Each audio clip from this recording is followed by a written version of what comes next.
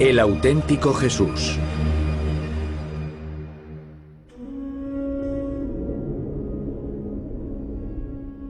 El antiguo reino de Judea, hace más de 2000 años. Aquí fue, según los evangelios de Mateo y Lucas del Nuevo Testamento, donde nació el niño Jesús, hijo de una joven llamada María y de su marido José. Pero lo crean o no, el año exacto del nacimiento de Jesús no está claro.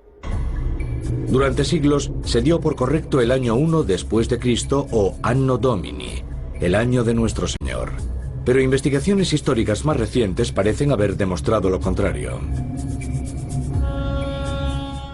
Jesús nació entre el año 4 y el 7 a.C. porque Herodes el Grande murió en el año 4 a.C. y Jesús nació durante su reinado. Este es uno de los secretos que la mayoría de la gente desconoce.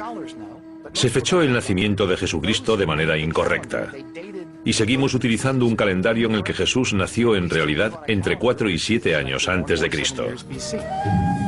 Pero el año exacto del nacimiento de Jesús no es el único hecho histórico que parece diferir de la tradición.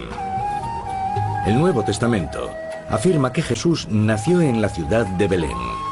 Pero incluso ese aspecto ha sido cuestionado recientemente por historiadores y teólogos. Tanto Mateo como Lucas dicen que Jesús nació en Belén.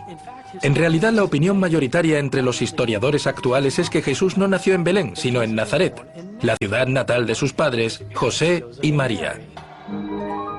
Según el Evangelio de Lucas, antes de dar a luz a Jesús, María y su marido José habrían tenido que viajar a la localidad natal de José, Belén, para inscribirse en el censo romano.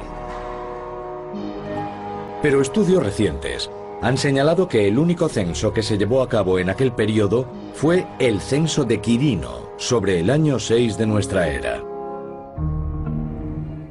Sabemos muchas cosas sobre los censos romanos. Después de todo, el propósito de los censos era cobrar los impuestos. Y a los romanos les encantaba elaborar documentación cuando se trataba de impuestos. No hay ninguna prueba que indique que estas personas no fueran censadas en su lugar de residencia, sino en la localidad natal del padre. Entonces, ¿por qué Mateo y Lucas dicen que Jesús nació en Belén y no en Nazaret? Porque según las profecías del Mesías de la Biblia hebrea, el Mesías debía nacer en la ciudad de David, que era Belén. ¿Por qué esas divergencias entre el relato bíblico del nacimiento de Jesús y los resultados de las investigaciones de los historiadores? El caso es que prácticamente todo lo que sabemos sobre la vida de Jesús procede de los 4 evangelios del Nuevo Testamento. Y aunque los evangelios se atribuyen a los evangelistas Mateo, Marcos, Lucas y Juan, estos textos podrían haber sido escritos entre 40 y 100 años después de la crucifixión. Y contienen pocos o ningún dato de la vida de Jesús antes de que se convirtiese en profeta. Nos encantaría tener respuestas a preguntas como ¿cómo era el Jesús adolescente? ¿Tuvo alguna novia? ¿Tuvo alguna relación o algo parecido? Los evangelios no nos cuentan nada de eso, porque lo único que les interesa es centrarse en por qué Jesús es quien es y lo que hizo. ¿Qué pasó realmente durante los denominados años perdidos de Jesús? ¿Se omitieron datos deliberadamente? Y si así fue, ¿por qué? Tal vez un examen más minucioso de los evangelios revele datos sorprendentes. Uno de los mayores secretos sobre Jesús es que pertenece a una familia numerosa. Sabemos que tiene al menos 4 hermanos: Santiago, José, Judas y Simón. Y sabemos que tiene al menos un par de hermanas. Una se llamaba Salomé, creemos. Otra María. Así que estamos ante 7 hijos, tal vez más. Lo curioso de la familia de Jesús es que posteriormente muchos de ellos se convertirían en personajes clave en la iglesia, sobre todo su hermano Santiago. Pero también es curioso cómo desaparecieron. Tal vez sea porque con el paso del tiempo, la idea de la virginidad perpetua de la Virgen María fue ganando terreno. Tal vez uno de los aspectos más polémicos y profundos de la historia de Jesús es la fe en que su madre, María, le dio a luz siendo virgen. Es uno de los pilares de la fe cristiana. Pero curiosamente, las referencias a que Jesús nació de una virgen solo se encuentran en dos de los evangelios, Mateo y Lucas. Un suceso tan milagroso debería haber tenido una difusión más amplia. ¿O fue, como sugieren algunos estudiosos, un intento de los seguidores de Jesús de justificar que él era el Mesías hebreo y que con él se cumplían las profecías del Antiguo Testamento? Al Nuevo Testamento le encanta apoyarse en las profecías del profeta Isaías para demostrar que Jesús era el Mesías. Una de las profecías más populares era una que se había hecho en tiempos de Ezequías. Jerusalén está siendo asediado. No saben si sobrevivirán. E Isaías hace una profecía que dice: mirad, he ahí una virgen. Ella concebirá a un hijo que se llamará Emmanuel, que significa Dios está con nosotros. Mateo utiliza un vocablo griego que en este contexto significa virgen, pero la palabra hebrea que aparece en Isaías, aunque puede significar virgen, normalmente solo significa chica joven, sin ninguna connotación sobre si ha mantenido relaciones sexuales. Mateo se apoyó en esa interpretación para afirmar que Jesús había nacido de una virgen. Recurrieron al Antiguo Testamento, pero con la mirada de la fe. La idea de que Jesús tuvo hermanos se vuelve inconveniente. A la gente no le gusta pensar que María pudo dar a luz a nadie más que a Jesús. Así que a medida que va pasando el tiempo, la Iglesia los va eliminando de la historia. Dice que pudieron ser hijos de un matrimonio anterior de José y cosas similares. Además de las pruebas de que Jesús tuvo hermanos y hermanas, hay muchos otros textos antiguos sobre la vida y las enseñanzas de Jesús, referencias de la tradición cristiana, que fueron excluidos del Nuevo Testamento oficial. En 1945, unos agricultores egipcios que excavaban en la pequeña localidad de Nag Hammadi desenterraron una vasija que contenía más de 50 textos antiguos. Conocidos posteriormente como los Evangelios gnósticos, se cree que son más antiguos que las copias más antiguas del Nuevo Testamento. Incluyen además varias versiones adicionales y en ocasiones contradictorias de la vida y enseñanzas de Jesús. Probablemente el 85% de todo lo que había en el mundo antiguo quedó destruido. Lo que tenemos en el Nuevo Testamento, aunque sean 4 evangelios, es una mínima parte de todos los textos que había disponibles. Otro evangelio antiguo excluido del Nuevo Testamento es el denominado Evangelio de la Infancia de Tomás.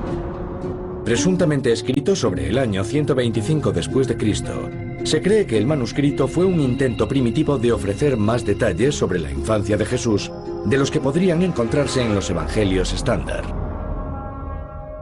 El Evangelio de la Infancia de Tomás fue presuntamente escrito por Tomás, que era hermano de Jesús. Jesús es casi como un joven Superman. Se pasea por ahí haciendo cosas extraordinarias. Con 5 años, Jesús va caminando por la calle cuando otro niño que está jugando llega corriendo y le golpea en un brazo.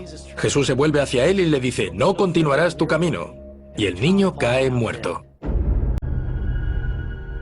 A las personas responsables de este texto les interesaba esta idea.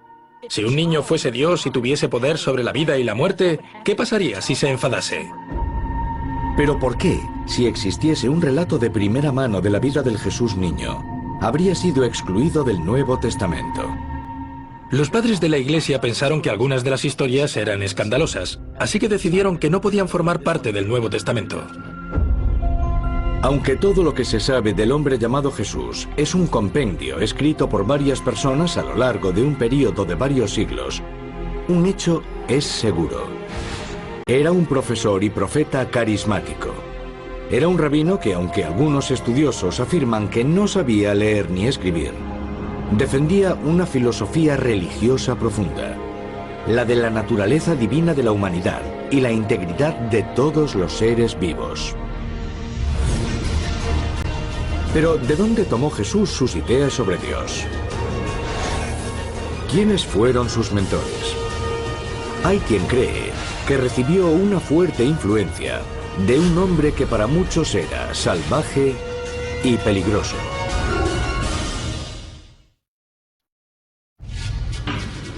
Río Jordán, Palestina. Aproximadamente año 26 de nuestra era. Un hombre hambriento, casi desnudo, recorre entre un gran alboroto la orilla del río, predicando el fin de los días y practicando rituales de bautismo. Juan el Bautista, o literalmente Juan el Inmersor, porque bautizar significa sumergir a alguien en agua, está considerado el hombre que prepara el camino para el Mesías. Según el Nuevo Testamento, la gente acudía desde todos los lugares de Oriente Medio para ser sumergida en el río por este predicador carismático. Se cree que era también primo hermano de Jesús y un profeta que se proponía limpiar los pecados del hombre antes de la llegada del Mesías. La madre de Jesús, María, es llamada pariente de Isabel, la madre de Juan el Bautista. Probablemente se conocían de toda la vida. Habían vivido juntas de adolescentes hasta los 20 años. Uno de los secretos poco conocidos de la Biblia es que Juan y Jesús fueron rivales en un momento dado. Juan era el gran profeta y Jesús el joven advenedizo. Muchos judíos pensaban que Juan el Bautista era el Mesías. De hecho, muchos de los discípulos de Juan creían que su maestro era superior a Jesús, ya que lo había bautizado. Entre los invasores romanos y las élites hebreas, Juan el Bautista no solo no era popular, sino que estaba considerado peligroso. Judea en tiempos de Jesús era fundamentalmente una nación de pastores y agricultores. La vida bajo la ocupación romana era dura y las condiciones a menudo brutales. A los judíos no les gustaba ser un pueblo conquistado. A nadie le gusta. La ocupación romana de Jerusalén creó una sensación traumática entre los judíos. Creó una especie de deseo apocalíptico entre los judíos. Había la sensación de que Dios liberaría a los judíos del yugo de la ocupación. Temerosos de que su creciente número de seguidores pudiesen provocar altercados, los romanos detuvieron a Juan el Bautista, lo encarcelaron y lo decapitaron.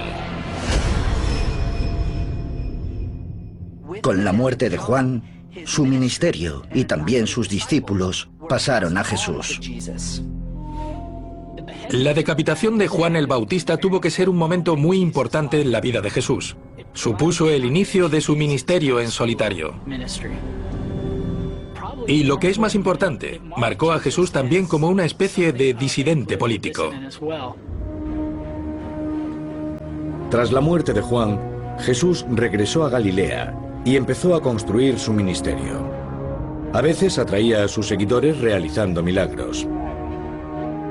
En Cafarnaúm hizo caminar a un cojo. En Betsaida devolvió la vista a un ciego. En una boda en Caná convirtió el agua en vino. En las bodas de Canaán, Jesús convirtió el agua en vino. Y no en cualquier vino, la convirtió en el mejor vino. Este es el primer milagro público de Jesús. Y en cuanto realiza su primer milagro, las compuertas se abren. Ha comenzado su ministerio. Pero esos milagros de Jesús, tal y como se recogen en los 4 evangelios, ¿fueron reales? ¿O fueron una invención de sus seguidores para intentar demostrar un origen que ellos creían divino?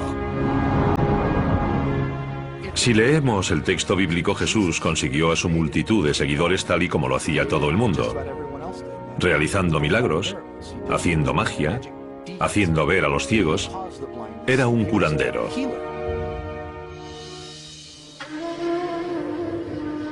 Jesús incluyó también entre sus seguidores a muchas personas consideradas marginadas, como los pobres y los desheredados. El mensaje de Jesús iba dirigido fundamentalmente a una clase relativamente baja, a la población más pobre de la Galilea rural, agrícola, y no tanto a la población de Jerusalén. En Mateo capítulo 20, versículos 1 al 16, Jesús predica que todos seremos tratados por igual en el reino de los cielos. Como si en un trabajo todos los empleados cobrasen lo mismo por día de trabajo. independientemente de las horas que hubiesen trabajado. Me da la impresión de que le ha pasado eso. Él sabe qué se siente cuando llegas tarde y no te eligen o te engañan al pagarte el salario. El concepto de salario igual por día, independientemente de las horas trabajadas, era una idea radical para su tiempo y convirtió a Jesús en un elemento aparentemente amenazador para el status quo.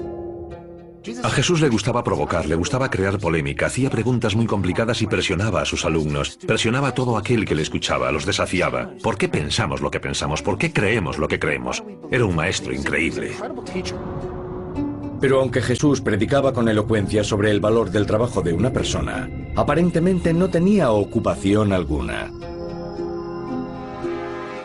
Si leemos el Nuevo Testamento, vemos que no tiene ocupación y les dice a los demás que dejen su trabajo y a sus familias. Así pues, sin un trabajo y sin otra fuente de ingresos aparente, ¿cómo se mantenía Jesús, a él y a sus discípulos?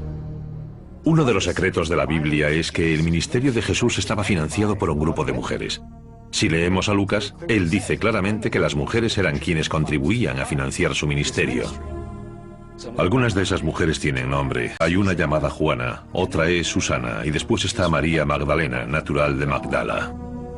Es posible que María Magdalena, la mujer a quien muchos creen una prostituta sin más, fuese en realidad una importante benefactora del ministerio de Jesús. Hay quien dice que María Magdalena tenía una pescadería. Y es posible que sacase fondos de su propio negocio para entregárselos a Jesús.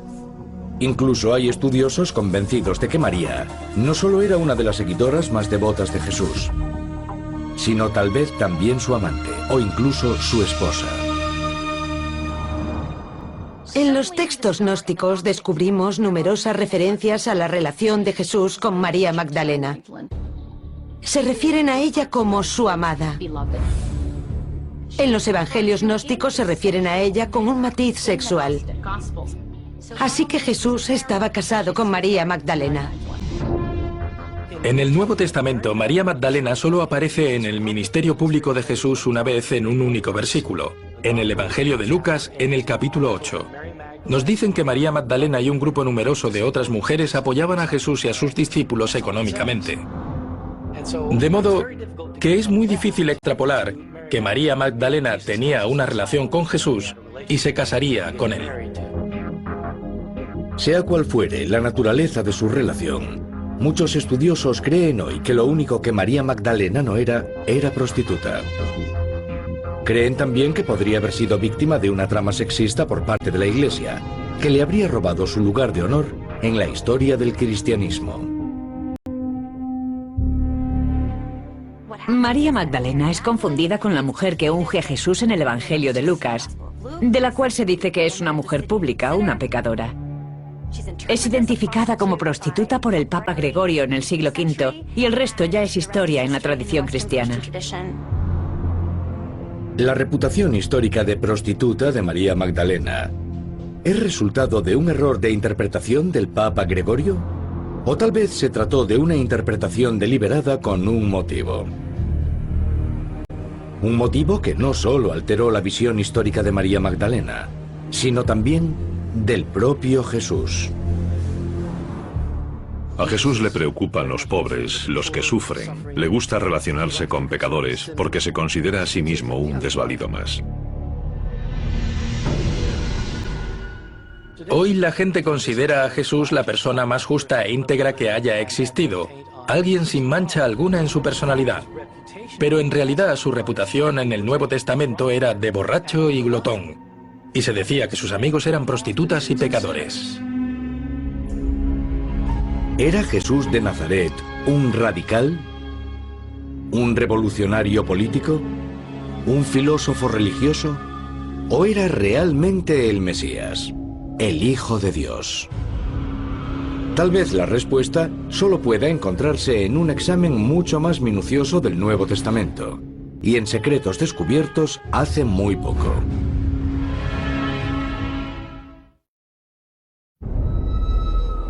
Galilea, norte de Israel.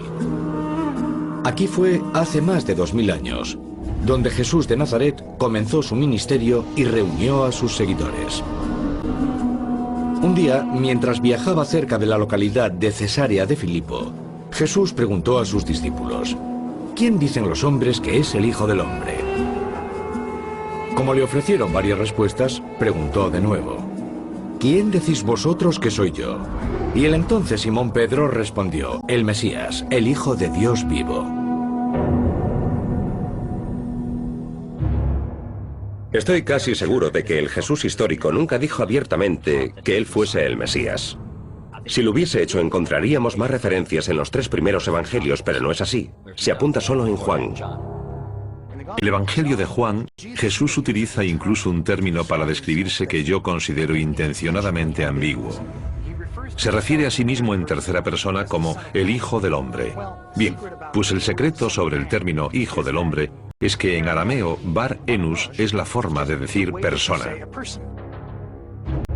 Así que cuando Jesús utiliza la frase Hijo del Hombre para describirse, no sabemos si solo quiere referirse a sí mismo o si está haciendo una declaración mesiánica.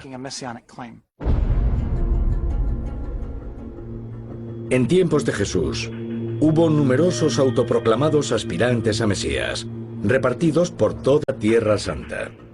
Algunos eran figuras espirituales, que afirmaban expulsar a los demonios y curar a los enfermos. Otros eran más políticos y se comprometían a expulsar al odiado ejército romano al mar. Pero Jesús, un judío bien versado en las Escrituras, creía que los profetas hebreos anunciaban a un Mesías que liberaría al pueblo judío. Y predecían también que el Mesías sería descendiente del rey David y que devolvería al reino de Judea la paz y la prosperidad. El conocimiento de las Escrituras que tenía Jesús era tan inmenso que tanto el pueblo como también las autoridades religiosas le reconocían como alguien que conocía la Biblia muy bien. En la Biblia hebrea hay múltiples profecías sobre qué es el Mesías y qué se supone que debe hacer. Pero había cierto consenso inicial en tiempos de Jesús de que su primera tarea sería liberar a los judíos de la ocupación romana. La redención para los judíos, la redención para la casa de Israel, recrear el reino de David en la tierra.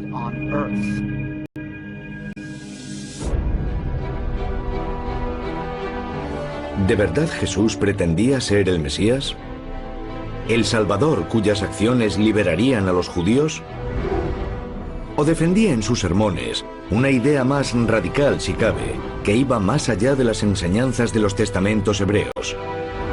La de que todos los hombres son iguales ante los ojos de Dios, independientemente de su riqueza o incluso de su origen.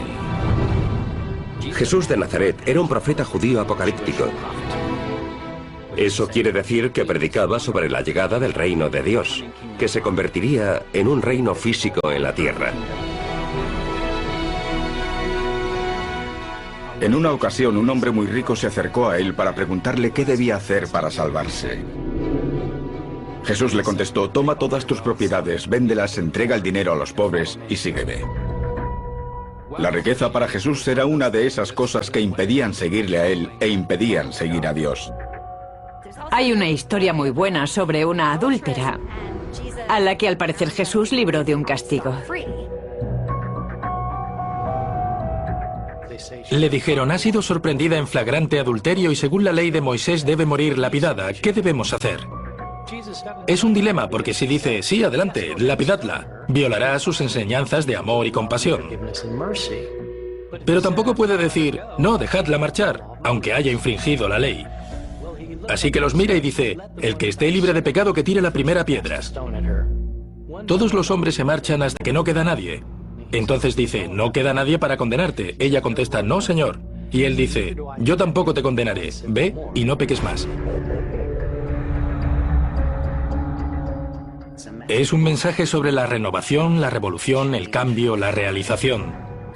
De modo que él se ve como algo importante, poderoso, diferente, que completa muchas de las cosas que han pasado antes. El mensaje de Jesús, que promovía la idea de que la gente corriente en cierto sentido era igual a los ricos y poderosos, triunfó entre muchos de los judíos sometidos. Empezaron a seguirle por todas partes, y a congregarse en gran número cuando él hablaba. Pero a medida que aumentaban sus seguidores, los romanos sentían que las enseñanzas populistas de Jesús se convertían en una amenaza cada vez mayor para ellos. ¿Tenía Jesús un plan político? Este es un aspecto que numerosos religiosos y estudiosos de la Biblia han debatido fervorosamente durante siglos. Jesús deja muy claro que él no busca poder ni mezclarse en política. Dad al César lo que es del César y a Dios lo que es de Dios. Jesús no se involucra en política. No participa en el intento de derrocamiento de ningún gobierno en particular. Es un revolucionario que ya ha establecido un gobierno provisional. Dice a los 12 apóstoles: he elegido a 12 de vosotros porque os sentaréis sobre 12 tronos para regir a las 12 tribus de Israel. Jesús es un poco diferente porque no vemos una vertiente militar evidente en la identidad mesiánica de Jesús. En otras palabras, por lo que sabemos, Jesús nunca lleva espada, no habla de formar un ejército, no habla de tomar Jerusalén ni nada parecido. De modo que Jesús parece haber sido una figura mucho más pasiva, una figura de hombre santo, más que muchas otras de las figuras mesiánicas que podemos rastrear en el tiempo. Cualquiera que intente oponerse al status quo, ya sea una figura como Moisés, o como Jesús, o como Martin Luther King Jr., sabe que le esperan problemas. No puedes entrar en el reino de Dios sin haber salido del reino de César. Para un judío que vivía en la Palestina del siglo I, ser denominado Mesías significaba declarar la guerra al Imperio Romano. ¿Ayudó a sellar el destino de Jesús el hecho de permitir que sus seguidores se refiriesen a él como el Mesías? ¿Y fomentó él deliberadamente esa idea porque sabía que su muerte era inevitable? Tal vez, incluso necesaria. Una cosa es segura. Debido a sus enseñanzas, Jesús se había convertido en objetivo tanto de los romanos como de la jerarquía religiosa de los judíos. Y entre todos no tardarían mucho en empezar a conspirar para su crucifixión.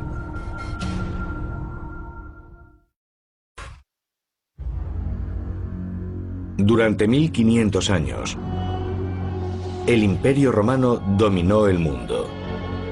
Un período mucho mayor que el de ninguno de los imperios que le sucedieron. Pero sobre el año 30 de nuestra era, Palestina y su capital Jerusalén estaban consideradas por los romanos lugares especialmente difíciles de gobernar. Jerusalén es la ciudad más sagrada del judaísmo. Es donde está su templo, donde reside su Dios. Jerusalén era un lugar en el que Jesús se habría encontrado con el dominio romano y con la ocupación del país. El templo fue siempre una especie de polvorín en el que los romanos preveían la posibilidad de un levantamiento judío. Según el Evangelio de Juan, fue aquí en Jerusalén, durante la semana anterior a la Pascua judía, donde Jesús de Nazaret entró en la ciudad a lomos de un burro. Hay numerosas profecías apuntadas en Zacarías, Isaías o Jeremías. Por ejemplo, el Mesías llegará cabalgando humildemente a lomos de un burro. Y Jesús, la última semana de su vida, un domingo, llega cabalgando en un burro al Monte de los Olivos, casi representando esa profecía. A muy pocos judíos que conociesen el Antiguo Testamento les habría pasado inadvertida la analogía. Si Jesús entró en Jerusalén a lomos de un burro, es porque conscientemente quería animarles a pensar en él como el rey davídico prometido. Al grito de Hosanna, la multitud se congregó alrededor del hombre al que ya llamaban abiertamente Mesías. El hombre que liberaría al pueblo judío del dominio romano. Para los romanos, eso se convierte en una luz roja. Eso es lenguaje político y militar. Estamos hablando de una rebelión. A los romanos les alarmó que se congregase tal multitud de seguidores, y eso les hizo sospechar que se estaba tramando algo. Pero si hay un suceso en la vida de Jesús que no parece propio de él, es tal vez el denominado episodio de la limpieza del templo. Es uno de los pocos incidentes que se recogen en los 4 evangelios, y el que posiblemente le costó la vida. Cuando Jesús llega a Jerusalén, se dirige al templo. Descubre la corrupción económica que se desarrolla allí. Tira algunas mesas, expulsa a los animales, monta un espectáculo y argumenta: la casa de Dios, que es una casa de oración para todas las naciones, no solo para los judíos, para todas las naciones, se ha convertido en una casa de mercaderes. Expresa en voz alta un juicio en el templo. Y esa acción precipita los acontecimientos que llevarán a su muerte. En todos los relatos de su vida y enseñanzas, Jesús se presenta como una persona cariñosa, dócil y deliberadamente no violenta.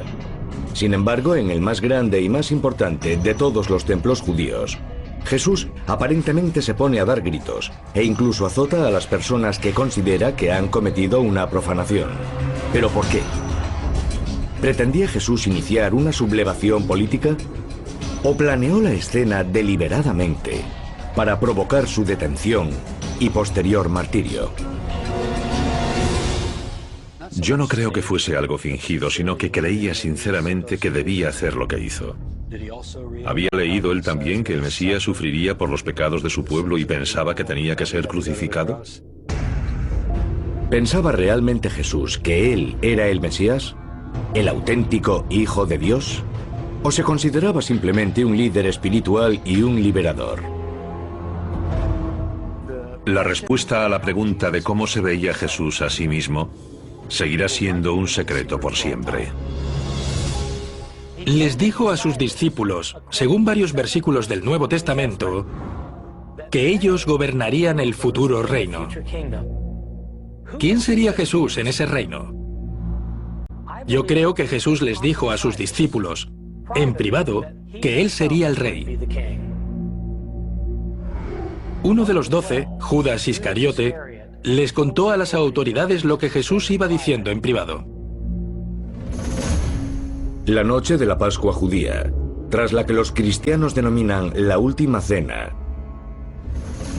Jesús fue detenido, acusado de sedición y llevado ante el gobernador romano Poncio Pilato. Poncio Pilato era un gobernador cruel, sanguinario, que enviaba habitualmente a sus tropas a las calles de Jerusalén a masacrar judíos cuando estos cuestionaban la más nimia de sus decisiones. La tortura y juicio de Jesús ante Poncio Pilato es posiblemente el drama judicial más famoso de la historia del mundo. Pero, lo crean o no, hay varios estudiosos bíblicos que dudan de los detalles que se relatan en los evangelios. ¿Hubo un juicio para condenar a Jesús? Los romanos no habrían matado a Jesús sin algún tipo de juicio. Aunque no estoy seguro de si hubo uno formal. Los evangelios ofrecen detalles diferentes de cómo se desarrolló el proceso. En mi opinión, queda claro históricamente que sí que hubo alguno. En lo relativo a su proceso, hay ciertos problemas históricos, tal y como se recoge en el Nuevo Testamento. Los detalles históricos de ese juicio son extraños. Se celebra de noche, en el día festivo de la Pascua judía. Eso era ilegal. Pero tanto si hubo un juicio oficial como si no, sobre lo que no hay debate académico es sobre el destino final de Jesús. Está claro que Jesús fue crucificado. La gente no se inventa ese tipo de cosas sobre su Señor y Salvador. El título, la placa que colocan sobre la cabeza de Jesús mientras él se retuerce de dolor, Jesús, Rey de los Judíos, era la proclamación del crimen por el que Jesús había sido crucificado. Su delito estaba escrito sobre su cabeza. Fue ejecutado por el Estado por el delito de sedición. Tras la crucifixión, José de Arimatea, un judío rico seguidor de Jesús, proporcionó los sudarios fúnebres e incluso ofreció su tumba personal para que Jesús pudiese ser enterrado antes del Sabbat. Pero lo que presuntamente ocurrió apenas 40 horas después se convertiría en la piedra angular de una de las fes más importantes del mundo y en un suceso que todavía hoy siguen debatiendo estudiosos de todo el mundo. La resurrección de Jesús de entre los muertos. Un jardín cerca del Gólgota, Jerusalén. 3 días después de la crucifixión de Jesús. Un pequeño grupo de mujeres entran en el jardín y se acercan a la tumba, donde, según el Evangelio de Marcos, había sido depositado Jesús. María Magdalena vio cómo crucificaban a Jesús y vio dónde era enterrado. Al tercer día, se acercó a la tumba en compañía de otras mujeres y se la encontró vacía. La explicación tradicional de la tumba vacía de Jesús es que resucitó de entre los muertos. Pero ¿es posible que oculto entre las páginas del Nuevo Testamento encontremos un relato más polémico de esa historia? El Evangelio de Juan dice que depositaron el cadáver en una tumba que se encontraba próxima al lugar de la crucifixión. José de Arimatea lo depositó allí. Pero no se dice que vaya a quedarse en ese lugar. Porque, ¿qué ocurrirá cuando la Pascua judía y el Sabbat hayan pasado? Que tendrán que recoger el cadáver, practicar los ritos fúnebres apropiados y enterrar el cuerpo en su lugar de descanso final. Así que mi conclusión es que deberíamos esperar una tumba vacía. Si lo ponemos en su contexto judío, el cuerpo fue movido para llevarlo a su sepulcro final. ¿Podría ser que los relatos de la resurrección de Jesús se basasen en un simple malentendido? ¿Que la verdadera razón por la que el cuerpo de Jesús desapareció de la tumba fue porque, como murió horas antes del Sabbat, su cadáver fue trasladado posteriormente para poder ungirlo adecuadamente antes de su entierro final? ¿O es posible que incluso haya otra razón? Las esperanzas de los discípulos quedaron completamente aplastadas con la crucifixión de Jesús. Pero entonces, algunos empezaron a afirmar que habían visto a Jesús vivo. Empezaron a circular relatos de que efectivamente había resucitado de entre los muertos. Esto reconfirmaba para los discípulos lo que siempre habían pensado. Jesús tenía que ser el elegido por Dios, regresando del cielo y estableciendo su reino aquí en la tierra. ¿Fue retirado deliberadamente de la tumba el cadáver crucificado de Jesús para intentar fomentar la especulación y la polémica? ¿Y se escribieron los relatos del Evangelio en un intento de promocionar la idea del origen divino de Jesús? Yo creo que es un hecho histórico que algunos de los discípulos de Jesús creían haberlo visto vivo tras su muerte. Tal vez vieron una sombra reflejada en una pared y decidieron que era Jesús que había adoptado otra forma. Vieran lo que vieran, fue tal la conmoción que les causó que cambió completamente su visión de Jesús. Ya no era un simple profeta crucificado. Y ahí comienza el cristianismo. Los seguidores de Jesús lo convirtieron en lo que fue. Lo convirtieron en el Mesías, por supuesto, en más importante que cualquier sacerdote, profeta o rey que haya existido. Podemos decir que fueron sus seguidores quienes lo elevaron a estatus divino. Sus seguidores decían que la verdadera religión se basaba en Jesús, que murió y resucitó de entre los muertos. Así el cristianismo se convirtió en la fe en la muerte y resurrección del Mesías.